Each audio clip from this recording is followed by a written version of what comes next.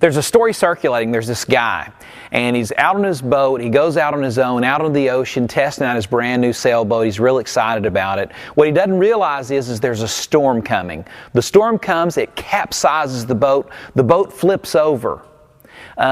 He doesn't show back up at the dock where he's supposed to show up. The family starts to get worried. They start to send out rescuers. Well, this goes from 1 day to 2 days to 3 days to 4 days to 5 days till finally weeks pass. All rescue efforts are suspended because nobody could conceive that he lived. It's not possible. The storm, the elements, the fact that the boat can't be found, it's impossible for him to be alive.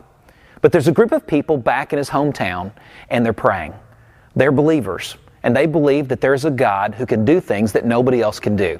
And so they're praying. What's interesting is that for about 30 days later, his boat is discovered, and he's discovered right there with it. He's sitting on top of the hull of his capsized ship, where what used to be the bottom is now the top. He's sitting on top of it. He's drifted out to the shipping lanes, and one of the large these large cargo ships have discovered him, and they've picked him up, and he has a story to tell. Here's the story. He said for every day that he was out there, he said that he would be out there, and he started praying himself. He said some weary fish would come alongside the boat where he was out in the open ocean, and he could catch it with his hands.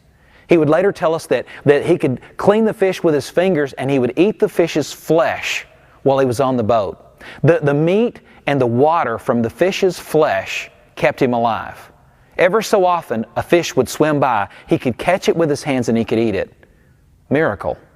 And he lived to tell about it. There's a woman. She has a medical issue. It is horrible, an issue that she cannot get rid of. Doctors exhaust all avenues to try to cure her. There's nothing left. They said, you're just going to have to live with it. But she runs into a family member who said, why don't you come to a service? We're going to be praying for people who are sick. She goes to the service. A group of people surround her. They put their hands on her, and they pray for her. And the issue goes away in a moment. She had been sick for 30 years up to that moment. Are these miracles? Are they just some fairy tale? Are they some accidental moment where Mother Nature has intervened? What is miracle? What is miraculous? What are miracles? Do they really happen? We're going to look together, and we're going to discover the miracles of God. Jesus said the miracles that He did confirmed who He was.